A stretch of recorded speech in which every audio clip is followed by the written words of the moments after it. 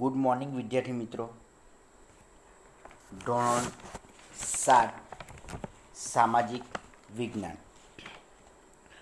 પ્રકરણ નંબર 11 વાતાવરણની સજીવો પર અસર. આજે આપણે વિભાગ નંબર 2 જોવાના છે. તો સૌથી પહેલાં શોભ આવરણ.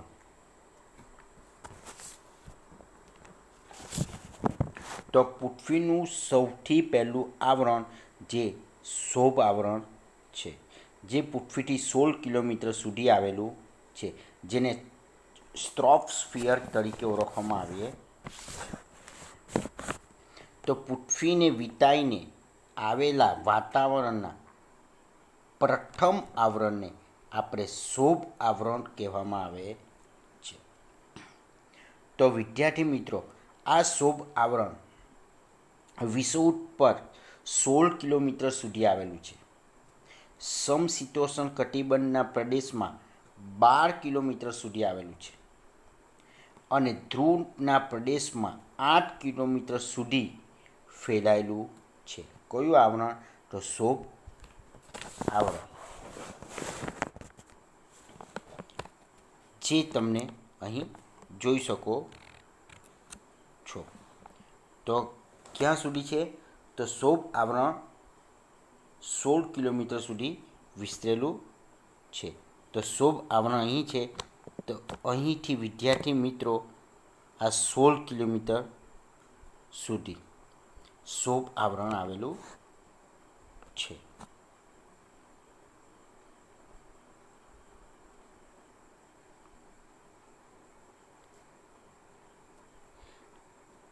ઋતુ મુજબ તેમાં ફેરફાર થાય છે. શામાં? તો શોભ આવરણમાં. આ આવરણમાં જીવસૃષ્ટિ માટે ખૂબ જ મહત્ત્વનું છે. પરંતુ આ આવરણમાં, શોભ આવરણમાં વાતાવરણના તોફાનો, અવાજના તરંગો, હવાની સંરચના, વીજળી, વરસાદ, વાદળો વગેરે આ આવરણમાં અનુભવાય છે. તો વિદ્યાર્થી મિત્રો, શોભ આવરણમાં શાનો અનુભવાય છે? તો એમાં છે હવાની સંરચના, તોફાનો, અવાજના તરંગો, વીજળી, વરસાદો વગેરે આ આવરણમાં અનુભવાય છે. આ ઉપરાંત આ આવરણમાં પ્રતિ 1 કિલોમીટરની ઊંચાઈ, એટલે કે જેમ જેમ આપણે પ્રતિ 1 કિલોમીટરની ઊંચાઈ જઈએ તેમ તેમ આશરે 6.5 સેલ્સિયસ એટલે તાપમાન ઘટતું જાય છે. તાપમાન શું થઈ જાય? ઘટતું જાય છે. જે ઊંચાઈએ પહોંચતા તાપમાન ઘટતું જાય એટલે કે અટકી જાય, એટલે કે વધારે ઊંચા જઈએ તો તાપમાન ઘટી જાય એટલે કે અટકી જાય છે. તે સીમાને શોભ સીમા કહેવામાં આવે છે. તો વિદ્યાર્થી મિત્રો, અહીં તમે જોઈ શકો છો. તો પૃથ્વીની સપાટીની આ શોભ સીમા છે.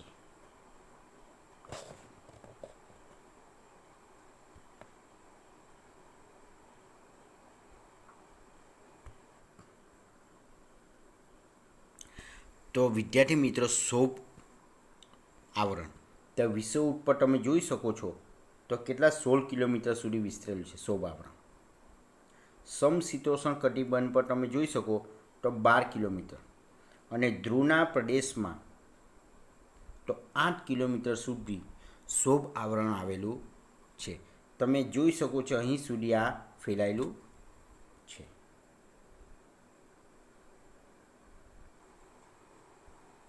હવે વિદ્યાર્થી મિત્રો, આપણે જોવાના છે સમતાપ આવરણ.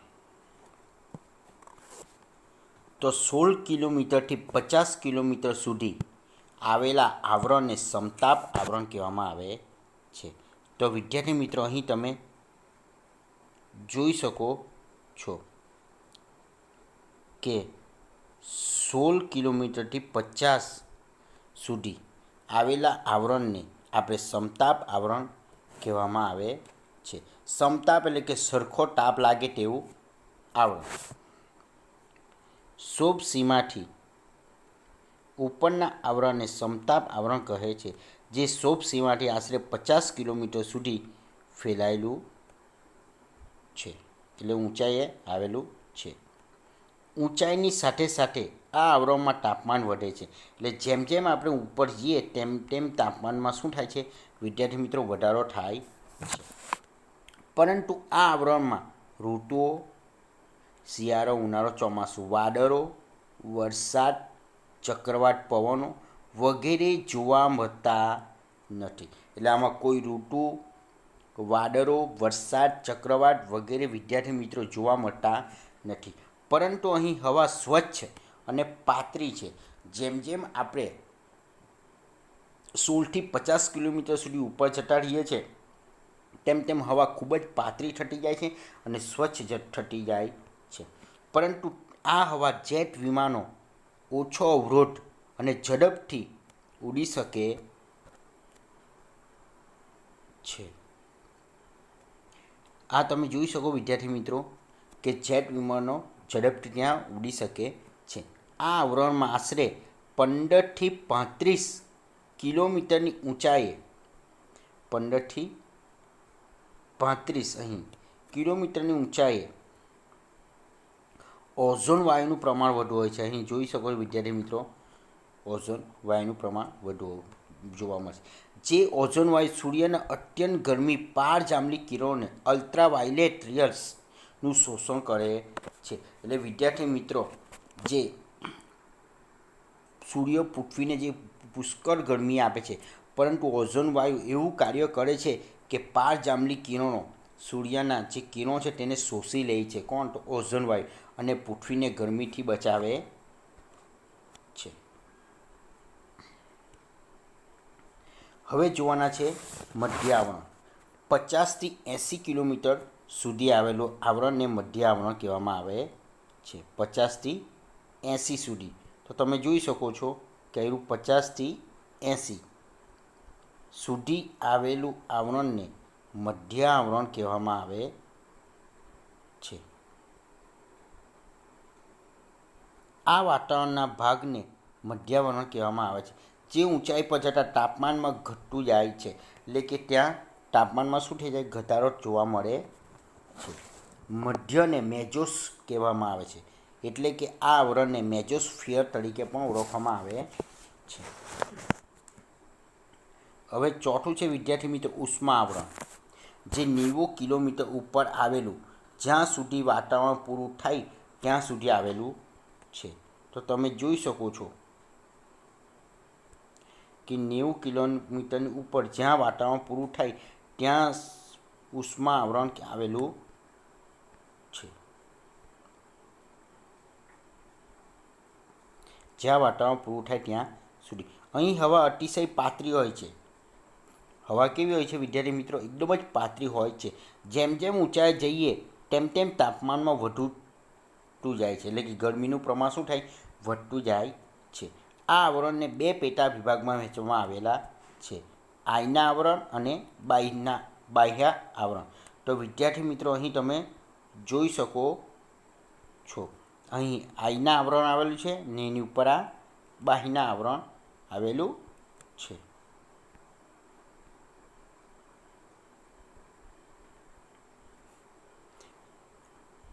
આયના આવરણ અને બાહ્ય આવરણ. આયના આવરણમાંથી રેડિયો તરંગોનું પરિવર્તન થાય છે, એટલે કે અવાજ સાંભળી શકાય છે. આ ઉપરાંત ટીવી, રેડિયો પ્રસારણ, ઇન્ટરનેટના લાભ, વિડીયો કોલ વગેરે આભારી આપણને છે. શાના આવરણમાં? તો આયના આવરણમાં. આયના આવરણની ઉપરના આવરણને આપણે બાહ્ય આવરણ કહેવામાં આવીએ છીએ.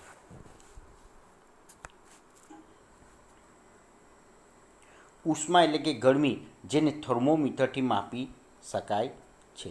જે બાહ્ય આવરણ જે ઉષ્મા આવરણથી ઉપરના ભાગમાં આવેલું છે. કયું? તો બાહ્ય આવરણ.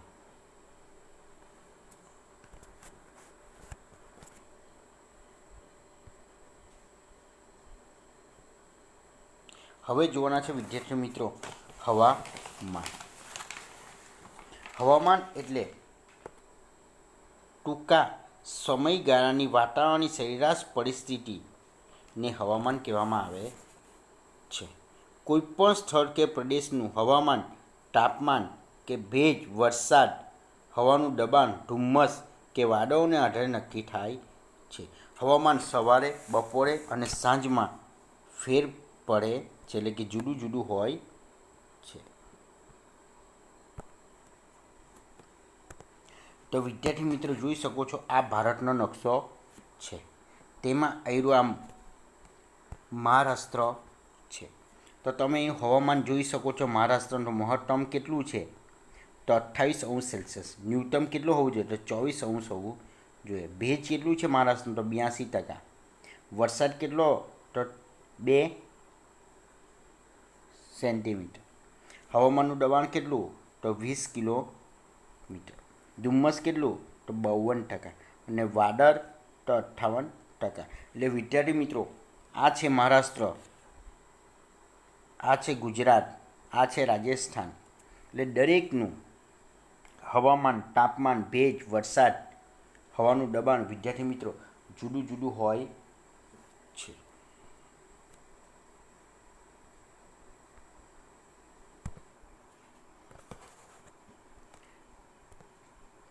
હવામાન વાતાવરણની ટૂંકા ગાળાની પરિસ્થિતિ હોય છે, જે સમાંતર ફેરફાર થતો હોય છે. વિદ્યાર્થી મિત્રો, તમને ખબર છે દરેક ઋતુમાં હવામાન જુદું જુદું હોય છે. સવારે જુદું, બપોરે જુદું અને સાંજના જુદું હોય છે. ઉદાહરણ તરીકે સવારે ઠંડી, બપોરે ગરમી અને સાંજે વરસાદ પડે, આવું હવામાન અને આબોહવા જોવા મળે છે અને શક્ય છે. હવામાનથી આપણું જીવન અને આપણી પ્રવૃત્તિઓ પ્રભાવિત થતી હોય છે. તો વિદ્યાર્થી મિત્રો, આપણું હવામાન બદલાય એટલે આપણી પ્રવૃત્તિમાં શું થઈ જાય? ફેરફાર, એટલે ચેન્જિંગ આવે છે, એટલે કે ફેરફાર થતો હોય છે. દેશનું હવામાન ખાતું હવામાન સમાચાર અને હવામાનના નકશાને તે જ આધારે જોઈ શકાય છે. તો સૌથી પહેલાં વિદ્યાર્થી મિત્રો, કે ભારતના હવામાન ખાતાની મુખ્ય કચેરી ક્યાં આવેલ છે? તો વિદ્યાર્થી મિત્રો દિલ્હી આવેલ છે. ક્યાં આવેલ છે?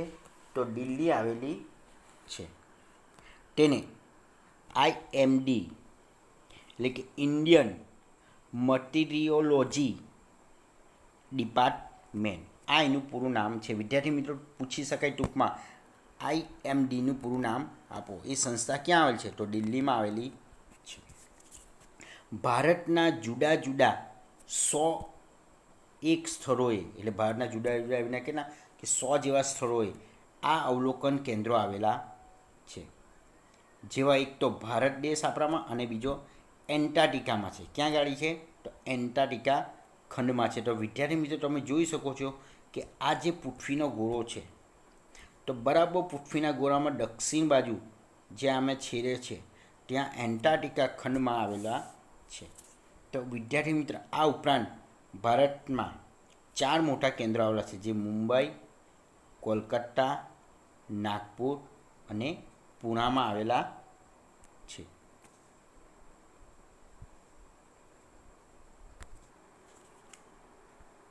વિદ્યાર્થી મિત્રો, આ તમે જોઈ શકો છો ભારતનો નકશો છે, જે દિલ્હી આપણી કચેરી છે, જે હવામાન ખાતાની કચેરી છે, જેને ઇન્ડિયન મટીરિયોલોજી ડિપાર્ટમેન્ટ તરીકે ઓળખવામાં આવે છે. તો એના 4 મોટા કેન્દ્ર છે, પ્રાદેશિક કેન્દ્ર.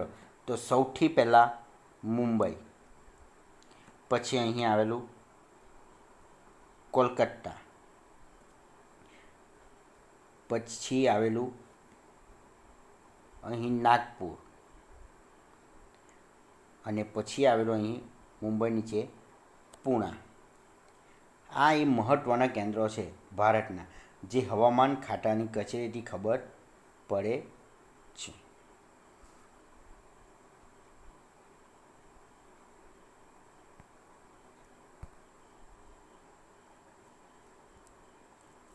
આબોહવા સામાન્ય રીતે કોઈ પ્રદેશની 35 કે તેથી વધુ વર્ષની સરેરાશ હવામાનની સ્થિતિ, એટલે એને આબોહવા કહેવામાં આવે છે. એટલે કે કોઈ પણ સ્થળ છે તેમાં 35 વર્ષ સુધીમાં ખબર પડે સરેરાશ હવામાન, એટલે એને શું કહેવાય? આબોહવા કહેવામાં આવે છે. તો ઉદાહરણ તરીકે વિદ્યાર્થી મિત્રો, હિલ સ્ટેશન જ્યાં હવા ઠંડી અને સમ હોય છે.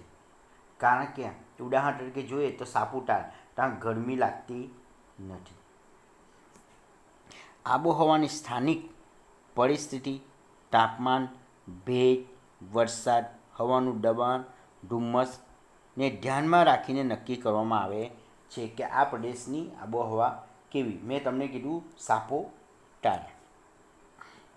આબોહવાની જેમ તે પ્રદેશની સજીવ સૃષ્ટિ, પ્રાણી સૃષ્ટિ અને માનવ સૃષ્ટિ તથા તેની પ્રવૃત્તિની સીધી અસર કરે છે. તો વિદ્યાર્થી મિત્રો, જેમ જેમ તમારું વાતાવરણ ફેરફાર થાય, આબોહવા જેમ જેમ બદલાય છે, તેમ તેમ પ્રાણી સૃષ્ટિ, સજીવ સૃષ્ટિ અને માનવ જીવનમાં સીધી અસર પડે છે.